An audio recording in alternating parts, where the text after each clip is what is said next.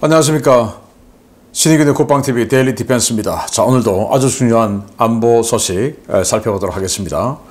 도널드 트럼프 대통령이 대통령에 취임한 지 지금 한 7개월 됐죠. 그런데 드디어 취임 후 처음으로 다른 나라의 대통령 최고 수장을 인위적인 교체, 레짐 체인지 하는 작업에 들어가는 것 같습니다.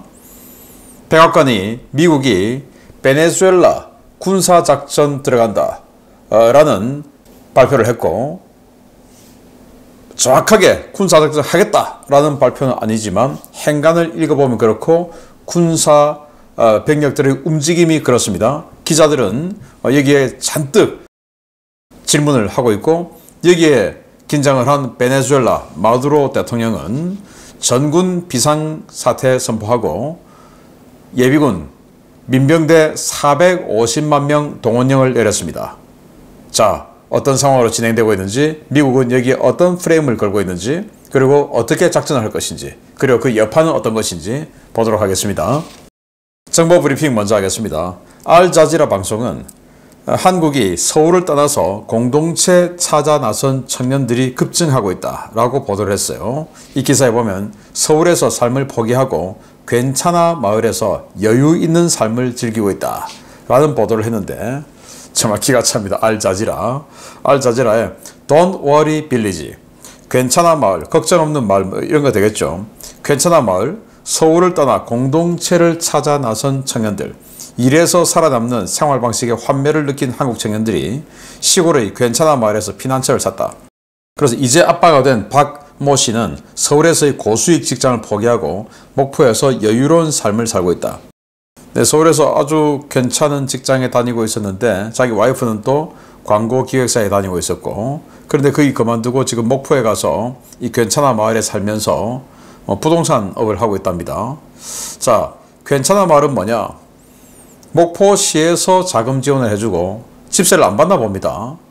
그래서 여기 알자지라 방송의 그 가옥 구조를 보면 거실은 하나고 방은 따로다. 이게 그냥 전형적인 우리 대한민국 아파트든 옛날 단독주택이든 다 그런 형식 아니겠습니까? 거실 하나고 다 방 따로지, 안방, 작은 방. 자, 그런 그냥 방을 하나씩 준다. 그리고 거실은 같이 공용으로 쓰고 주방도 아마 같이 쓰겠죠.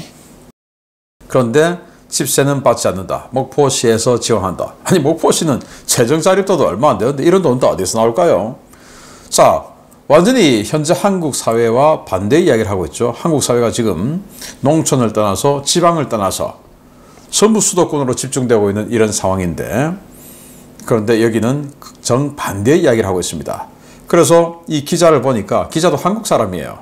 그래서 이 알자지라 또 한국의 좌파 이런 건 전 세계적으로 같이 공유한다, 똑같다 라는 걸 느낄 수 있고, 괜찮아 마을, 정말 참 기가 찹니다. 목포.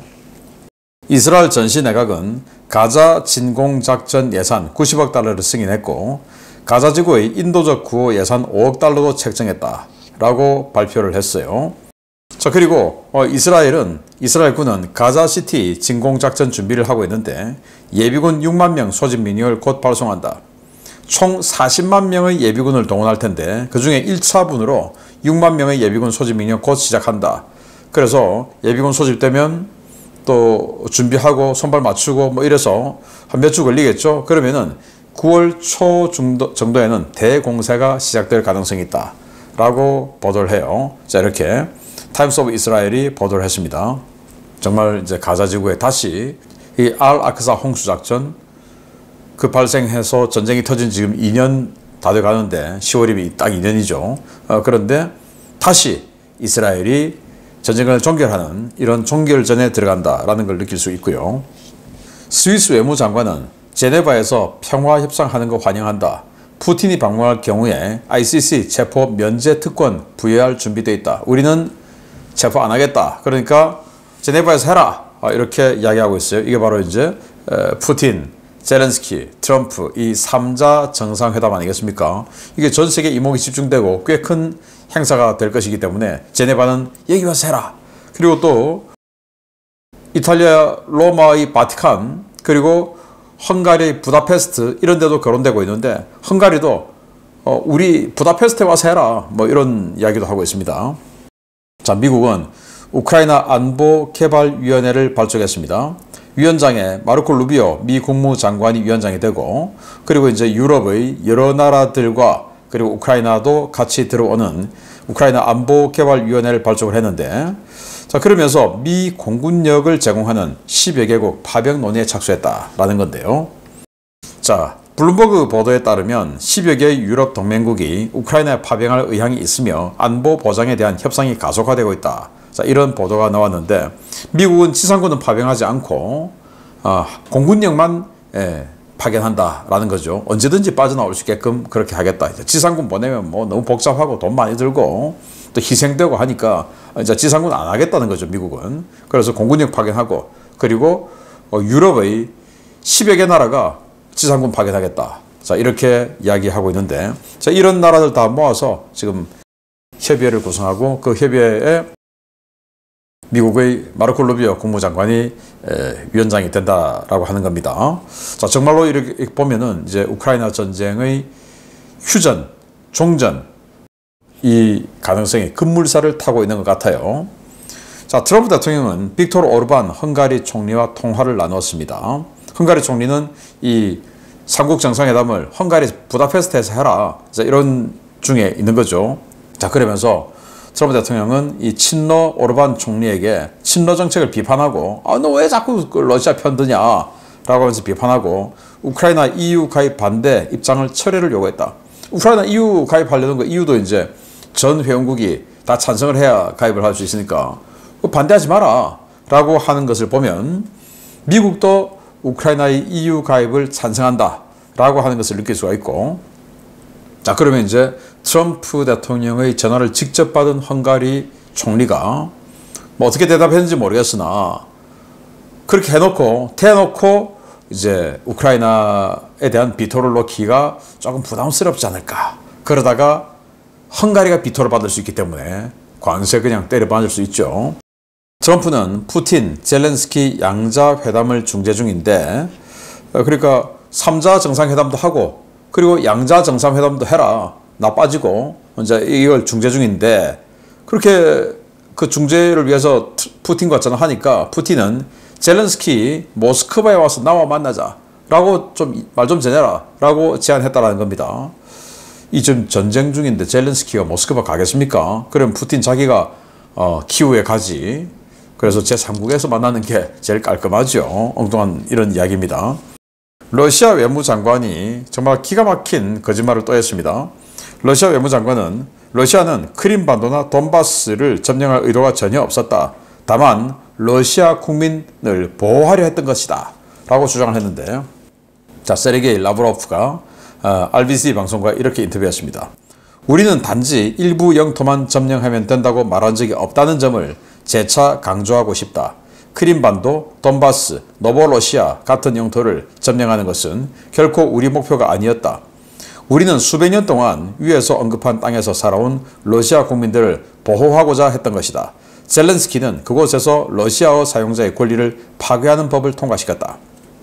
자, 지금 우크라이나에서 러시아어를 사용하지 마라 라는 법이 있다고 합니다. 그런데 이제 이 러시아 외무장관 이야기는 크림반도, 돈바스 이 지역에 러시아인들 많이 사는데 러시아어 쓰지 못하게 하니까 우리는 러시아인들을 보호하기 위해서 이 군사작전을 한 거야. 그리고 노보로시아, 이게 이제 지금 획득하고 있는 이 영토 플러스 전체 우크라이나를 러시아는 노보로시아라고 봅니다. 왜? 국가가 아니다 이거죠, 우크라이나는.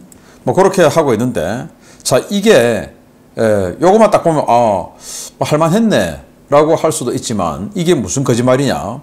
젤렌스키는 그곳에서 러시아어 사용자의 권리를 파괴하는 법을 통과시켰기 때문에 우리가 지금 전쟁했다, 그 말 아닙니까? 그런데 젤렌스키는 2019년에 집권했어요. 그런데 크림반도를 침공하고 돈바스 내전을 일으킨 것은 2014년입니다. 젤렌스키가 정치의 정자도 생각하지 않고 코미디언 하고 있을 때예요. 그런데 젤렌스키가 그곳에서 러시아어 사용자의 권리를 파괴했기 때문에 우리가 전쟁했다. 아니, 크림반도가 언젠데 2014년. 그래서 그냥 뭐 무조건 아무 생각 없이 거짓말만 내뱉는 것이다 라고 볼 수밖에 없는 이런 거짓말입니다.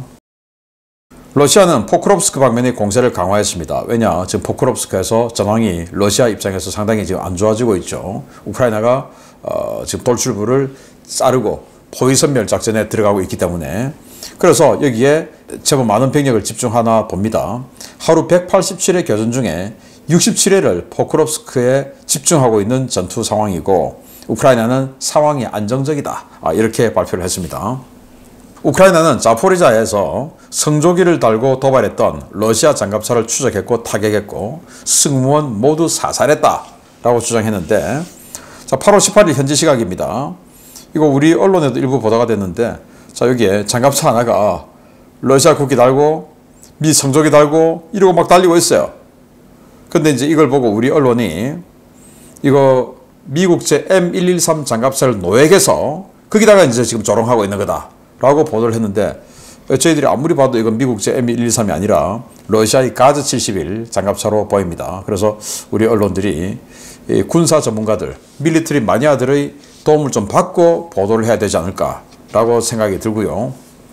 그래서 이렇게 조롱하니까 우크라이나군이 끝까지 이 장갑차를 찾아내서 타격해가지고 파괴시켜버리고 여기 타고 있던 승무원들 다 사살했다고 합니다. 네, 응징을 제대로 했다라는 거죠. 자, 트럼프 대통령의 베네수엘라 레짐 체인지 작전 침공 상황 보도록 하겠습니다. 최근 베네수엘라의 독재자 니콜라스 마두로에 대한 공세 수위를 높여온 미국이 직접 마두로 정권을 제거하려는 모양입니다. 백악관이 모든 수단을 동원한다고 선언했고, 마두로는 전군에 비상령을 내리고 민병대 동원을 시작했습니다. 허리케인이 변수가 되고 있는데 과연 마두로가 올해를 넘길 수 있을지 지켜봐야겠습니다. 부정선거와 미국으로의 마약 반입 혐의로 미국 법원에서 기소된 베네수엘라의 독재자 니콜라스 마두로가 현지 시각 8월 19일 소집령을 내리고 민병대를 소집해 전국에 배치한다고 선언했습니다. 마두로는 이날 전국 지방 관료들과의 비상화상회의를 소집해 이번 주 전국에 450만 명 이상의 민병대를 배치해 통신, 보급로를 보장하는 특별작전을 시행할 것이며, 이미 민병대 병력들은 무장과 준비를 마쳤다라고 밝혔습니다. 마두로가 이날 소집령을 내린 민병대는 베네수엘라 볼리바르 민병대인데요.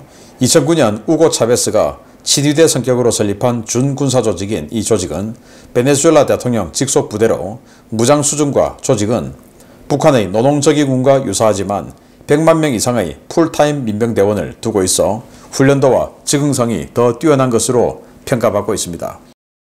마두로는 미국의 과장되고 기괴하며 터무니없는 위협에 맞서야 한다라며, 우리는 우리가 해방시킨 우리의 바다, 우리의 하늘, 우리의 영토를 수호하며 그것들을 지키고 순찰한다.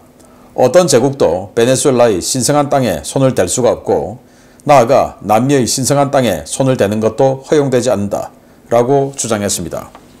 마두로가 민병대 소집령을 내린 것은 미국이 마두로를 제거하려는 움직임을 보이고 있기 때문입니다. 미국은 지난 8월 18일 이지스 구축함 3척을 베네수엘라 연안으로 투입한다고 발표한 데 이어 멕시코만 일대에 있던 이오지마 상륙준비전단과 제22 해병 원정대 병력 4천여 명을 베네수엘라 인근으로 보낸다고 발표한 바 있습니다. 이와 관련해 8월 19일 캐롤라인 리빗 백악관 대변인은 4천여 명의 해병대가 베네수엘라에 투입될 가능성이 있느냐라는 기자 질문에 대통령은 매우 명확하고 일관되게 말해왔다. 그는 마약이 우리나라로 유입되는 것을 막고 책임 있는 자들을 법의 심판대에 세우기 위해 모든 힘을 동원할 준비가 되어 있다. 그리고 마두로는 베네수엘라의 합법적인 대통령이 아니다 라고 말했습니다. 이 때문에 허리케인이 끝나고 미 함대가 다시 출동하는 8월 하순에서 9월 초 베네수엘라 일대에서 미국과 베네수엘라의 군사적 대치와 충돌이 발생할 가능성이 높아지고 있다는 관측이 나오고 있는데요. 과연 마두로가 올해가 끝날 때까지 그 자리를 유지하고 있을 수 있을지 지켜봐야겠습니다. 네, 미국이 큰 함대를 동원했어요. 네, 자 여기 보시면 샌안토니오급 상륙함이죠. 요거 25,000톤짜리 요거 2척, 그리고 뒤에 있는 이오지마 강습 상륙함 와스프급 43,000톤짜리 이렇게 구성된 원정 타격 전단을 만들었어요. ESG. 그랬더니 마두로가 예비군 동원령을 내렸습니다. 450만 명. 자, 이렇게 되니까 백악관에서 기자들이 질문을 합니다. 지금 4,000명 해병대 지금 준비되어 있는데 그거 진짜 베네수엘라에 투입할 거냐? 라고 질문을 하니 캐롤라인 리빗 백악관 대변인이 이렇게 이야기합니다. 트럼프 대통령은 매우 명확하고 일관되게 말해왔다. 그는 마약이 우리나라로 유입되는 것을 막고 책임 있는 자들을 법의 심판대에 세우기 위해 미국의 모든 힘을 동원할 준비가 되어 있다. 또한 마두로는 베네수엘라의 합법적인 대통령이 아니다. 자, 미국은 마두로가 부정선거로 대통령에 당선됐기 때문에 쟤는 대통령이 아니다 라는 거죠. 둘째, 쟤는 대통령도 아니고 그냥 마약 카르텔 수장이다. 지금 남미의 마약 카르텔 그냥 헤드다 쟤가. 그냥 마약 조직 두목이다 쟤가. 그래서 이 군사작전을 타국에 대한 레짐 체인지 작업이 아니라 마약 카르텔 두목을 체포하는 작전이다라는 프레임을 짜고 있는 거죠. 네, 뭐 괜찮은 뭐 그런 작전인 것 같습니다. 그리고 마두로에 대해서 현상금 제가 2주 전에 말씀드렸죠. 5천만 달러 걸었어요. 5천만 달러. 역대 미국 건국 이래 최대 현상금을 걸었습니다. 5천만 달러. 오사마 빈 라덴 그리고 사담 후세인 2,500만 달러씩이었어요. 그런데 여기는 5천만 달러를 걸었습니다. 그 정도로 지금 이 마두로 제거에 대해서 아주 공을 들이고 중요하게 생각하고 있다라는 거죠. 자, 여기 이오지마 강습 상륙 전단인데요. 일단 이 43,000톤짜리 이오지마가 있고 포트르더데일 LPD 25,000톤짜리 샌안토니오 아까 보셨죠? 25,000톤짜리 이 상륙함이 무려 3척입니다. 대형 상륙함이. 그리고 샘슨, 그레블리, 제이슨 더넘 이렇게 이지스 구축함이 3척 미네폴리스, 세인트폴 해서 연안 전투함 2척 해서 전투함 군함이 5척 그리고 대형 상륙함이 3척 그리고 여기에 4,000명의 이상의 해병대가 타는데 6해병연대 3대대 그리고 병참대대까지 탔어요. 병참대대가 있다는 것은 작전 길게 하겠다 그 말이죠. 그리고 틸트로터 비행대, 오스프리 그리고 대규모로 강습 상륙하겠다 그 말이죠. 그리고 223 공격 비행대 여기에는 해리어 전투기 그리고 또 H-1Z 바이퍼 공격 헬기 이렇게가 탑재가 됩니다. 공격 헬기가 타격하고 전투 해리어 전투기가 방공해주고 뭐 이런 작전을 알 수가 있죠. 그리고 이지스함이 3척이 있으니까 적의 전투기가 날아오면 SM2 날려서 원거리에서 격추시켜버리고 자 이렇게 해서 방공구역 딱 설정하고 들어간다. 자, 이 말이 되겠고 그거 언제든지 한다라고 했지 않느냐. 모든 수단을 다 한다라고 했다라고 대변인이 이야기했죠. 자, 그런데 지금 이 이오지마 함이 나갔다가 지금 이 사진이 노포크로 급히 귀환하고 있는 사진이에요. 나갔다가 왜 귀환하냐? 바로 허리케인이 이렇게 들어오고 있기 때문인데 이제 허리케인 끝나고 나면 다시 나가겠죠. 네, 나가서 베네수엘라를 타격할 텐데 그러다 보니까 베네수엘라는 이렇게 민병대를 동원했다라는 겁니다. CNN이 지금 보도를 했는데 민병대를 동원했다. 450만 명. 그런데 그 민병대 현실은 이렇습니다. 영감님이에요. 영감님. 총은 또 AK-47도 없어서 모신나강입니다. 2차 대전 때 또 그 이전부터 100년 전부터 쓰던 모신나강 소총이에요. 그 모신나강도 이 영감님은 거꾸로 들었어요. 아니 이걸 왜 방아쇠가 아래로 가게 들어야지 왜 뒤집어 드나요? 군대 안 갔다 오고 예비군 됐나? 이런 상황입니다. 그런데 왜 이런 사람들 지금 동원하냐? 지금 마두로는 정규군을 믿지 못한다는 겁니다. 정규군은 반대 세력에 매수된 또 그쪽으로 지지하는 군인들도 있을 수 있다. 그래서 우고 차베스가 이 민병대를 만들었고 우고 차베스가 정규군을 믿지 못해서 이 민병대를 만들었고 마두로도 이 민병대를 더 신뢰한다라는 겁니다. 정말 기가 찹니다. 자, 그러면 미국은 왜 베네수엘라 이렇게 손벌이 할까? 일단 남미 마약을 집산해서 미국으로 보내는 통로라는 겁니다. 그리고 과거 60년대 쿠바가 그랬듯이 쿠바가 미국 바로 코앞에 있으면서 소련하고 친해지면서 미국을 위협했죠. 그래서 이제 쿠바 사태가 터졌는데 지금 베네수엘라가 크게 봐서 미국이 코앞에 있죠. 코앞에 있으면서 지금 중국과 러시아와 급속도로 친해지고 있습니다. 그러니까 쿠바 사태의 재현인 겁니다. 거기다가 쿠바와 달리 마약까지 미국으로 보내고 있는 겁니다.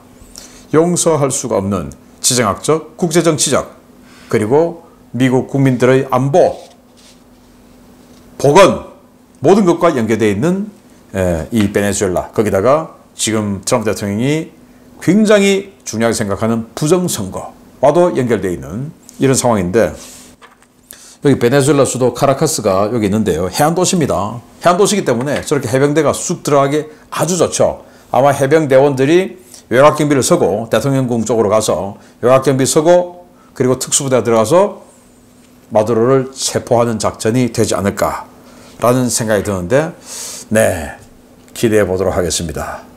베네수엘라 다음은 어딜까요? 그것도 기대해 보도록 하겠습니다. 마치겠습니다. 감사합니다.